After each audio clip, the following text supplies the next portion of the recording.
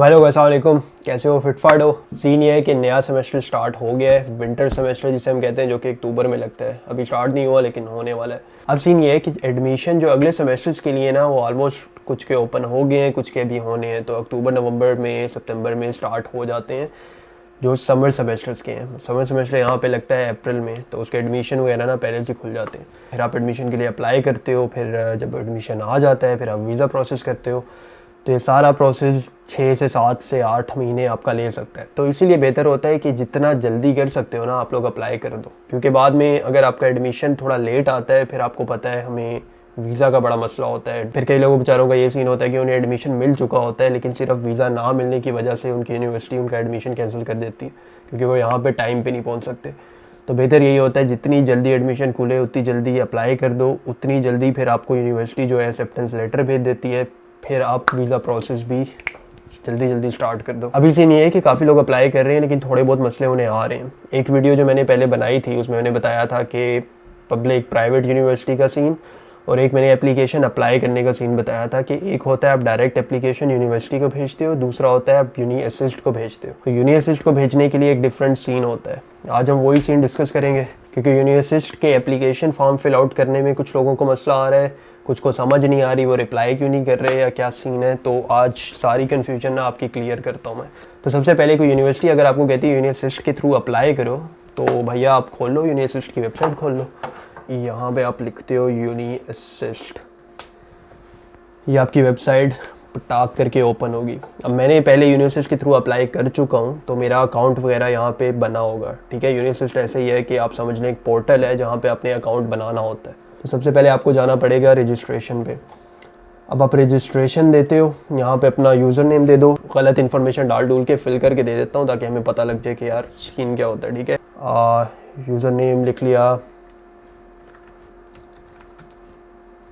छोटा डॉन, शशका, कुछ भी लिखना है ना बस लिख दो, स्पेस नहीं होती मेरा ख्याल है यूज़र नेम में, तो ये कर दो। पासवर्ड कोई भी चूज़ कर लो। पासवर्ड चूज़ करते हैं होल्ड द डोर। अगर आप गेम ऑफ थ्रोन फ़ैन है तो पटाक करके बस पासवर्ड टाइप कर दिया। आप पासवर्ड रिपीट कर लो, ठीक है। फिर आप अगर तो सर हैं तो सर कर दो, वुमन है तो वुमन कर दो। इसमें तो बताने वाली की बात ही नहीं ना, मतलब आप कर दोगे। फिर आपने फर्स्ट नेम और लास्ट नेम देना है। यूज़र नेम आपका डिफरेंट है, वो आप कुछ भी रख सकते हो, लेकिन आपका फर्स्ट नेम और लास्ट नेम वो आपके जो डॉक्यूमेंट्स पे होगा ना वही होना चाहिए। वो चेंज स्पेलिंग वगैरह चेंज ना डाल देना। तो फर्स्ट नेम चलो मेरा फिल हुआ है तो मैं अपना लिख लेता हूँ, लाइक मुनीब हो गया। लास्ट नेम मेरा आबिद है तो आबिद हो गया। अपनी डेट ऑफ बर्थ फिल करनी है। डेट ऑफ बर्थ ओ ये तो तुम्हें पता लग जाएगा मैं कितना बुढ़ा हूँ, ये तो मैंने करनी नहीं है लेकिन तुम ऐड कर लेना, ठीक है। प्लेस ऑफ बर्थ मेरी इस्लामाबाद थी तो मैं इस्लामाबाद कर देता हूँ। बर्थ नेम भी मेरा यही था, मैं ये कर देता हूँ। नेशनैलिटी मेरी पाकिस्तानी थी तो ये पाकिस्तानी नेशनैलिटी होगी। अब सीन ये आता है कि ईमेल एड्रेस आपने इंटर करना होता है। ईमेल एड्रेस जो भी है आपका XYZ वो यहाँ पे इंटर कर दें और दोबारा से रिपीट कर दें, ठीक है। ईमेल एड्रेस मैं अपना यहाँ पे अगर इंटर करूँगा तो पटा खैर मेरा इंटर हो गया, समझें। अच्छा अब यहाँ पे सीन है if you already have a candidate number at Uni Assist enter it. मेरे केस में ये वैलिड होगा कि मेरा ऑलरेडी से एक एप्लीकेशन एक कैंडिडेट नंबर है, ठीक है। तो मैं ये डाल सकता हूँ, लेकिन आप लोगों का कोई कैंडिडेट नंबर नहीं है, क्योंकि आप लोग बिल्कुल अगर तो नए सिरे से अप्लाई कर रहे हो तो आपका कैंडिडेट नंबर नहीं होगा, तो फिल करने की ज़रूरत नहीं है। बाकी ये कर दो कि हाँ जी हमने एक्सेप्ट कर लिया है भाई, सब पढ़ लिया है। पढ़ना कभी किसी ने कुछ होता नहीं है, टर्म एंड कंडीशन का बस टिक लगानी होती है। मैंने भी यही किया था वैसे। खैर कॉरेस्पॉन्डिंग एड्रेस अपने घर का एड्रेस दे दो, उनका नाम लिख दो। मैं यूजुअली अब्बू का नाम डालता हूँ। आपकी रोड होगी, पोस्ट कोड हो गया, प्लेस होगी, कंट्री हो गया, फ़ोन हो गया, और कोई कमेंट आपने ऐड करने हैं तो ब्ला ब्ला किस्म के कर सकते हो। ये वाला डाटा अब उनके पास चला गया है। अब पता नहीं बेचारे ये छोटे डॉन का क्या करेंगे, लेकिन खैर मैंने अपनी तरफ से डाटा वेटा भेज दिया उन्हें। खैर अब ये सीन है कि आपने ये चीज़ सेंड कर दी। अब आपको ईमेल आएगी जिसके अंदर आपको एक लिंक दिया होगा। अब उस लिंक पे जब आप क्लिक करोगे तो वो आपका अकाउंट एक्टिव हो जाएगा। वही आपका यूज़र नेम होगा, मतलब जो छोटा डॉन आपने दिया था, और जो पासवर्ड जो आपने शुरू में रख रहे थे।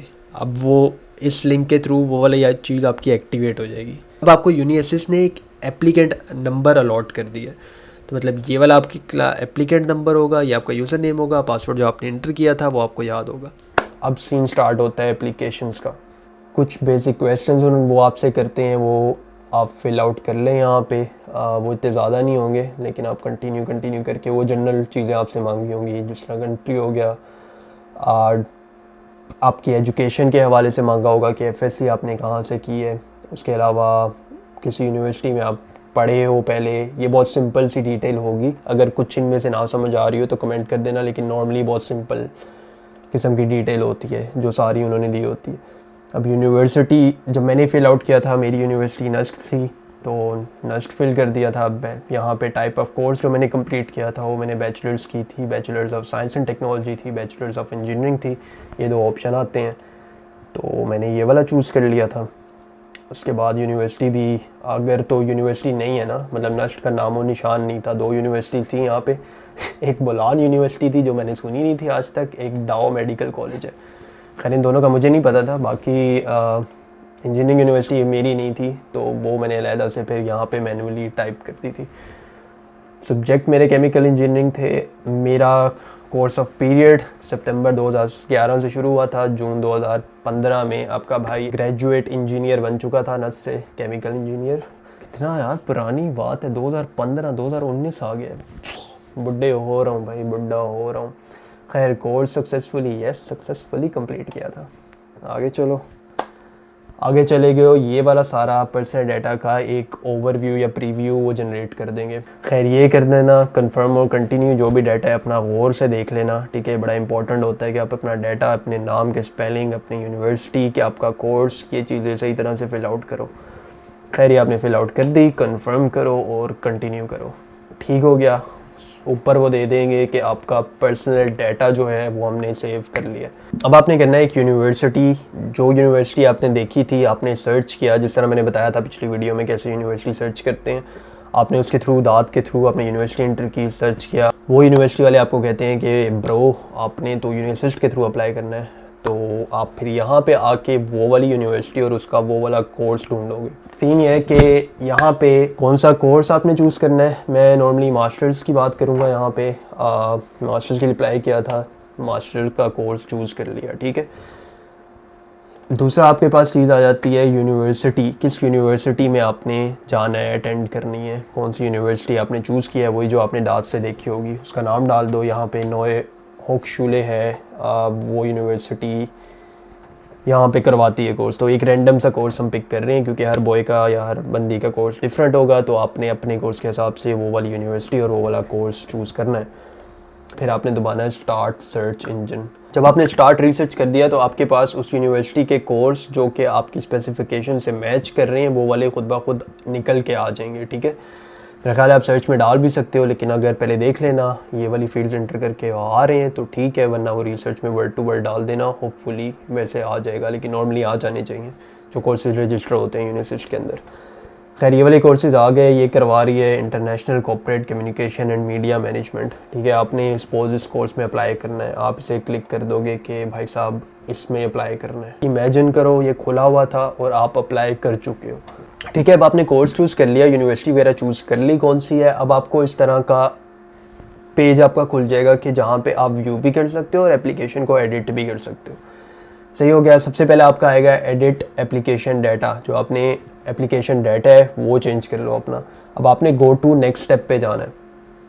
अब जब आप गो टू नेक्स्ट स्टेप पे गए हो ना, तो आपने देखना है कि यूनिवर्सिटी की रिक्वायरमेंट्स क्या क्या थी। ये आपको यूनिवर्सिटी की वेबसाइट से पता लगेगा। यूनिवर्सिटी आपको नहीं कहेगा कि ये डॉक्यूमेंट्स हमें चाहिए, ठीक है। ये जितने भी डॉक्यूमेंट्स थे, ये वाले डॉक्यूमेंट्स बहुत पहले के हैं।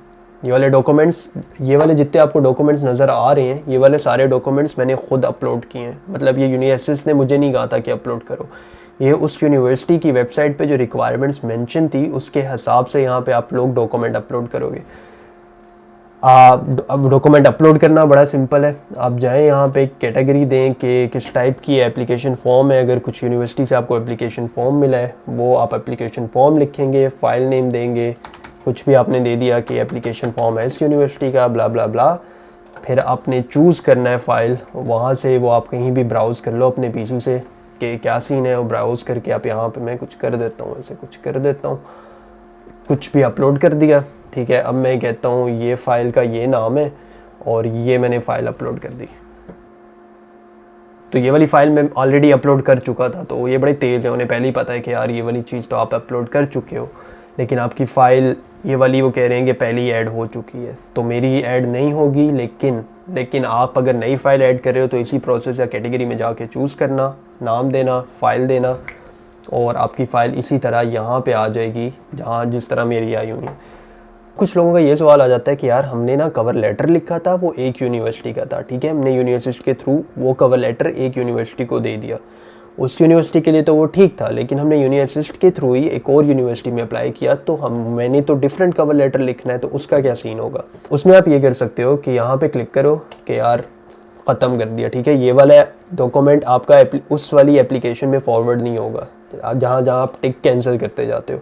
तो आपके डॉक्यूमेंट उस वाली यूनिवर्सिटी को स्पेसिफिक एप्लीकेशन के लिए सिर्फ वही डॉक्यूमेंट्स फॉरवर्ड होंगे जिन पे आपने ये वाला क्लिक किया होगा, ठीक है। ये वाले जब टिक टिक कर दोगे तो सपोज एक यूनिवर्सिटी, अब ये दूसरी यूनिवर्सिटी की एप्लीकेशन में अगर आप जाते हो तो ये वाले डॉक्यूमेंट्स वहाँ पे ऑलरेडी मौजूद होंगे, तो जोन से चाहिए होंगे वो क्लिक कर देना, जोन से नहीं चाहिए होंगे उन्हें अनक्लिक कर देना, ठीक है, मसला हल हो गया।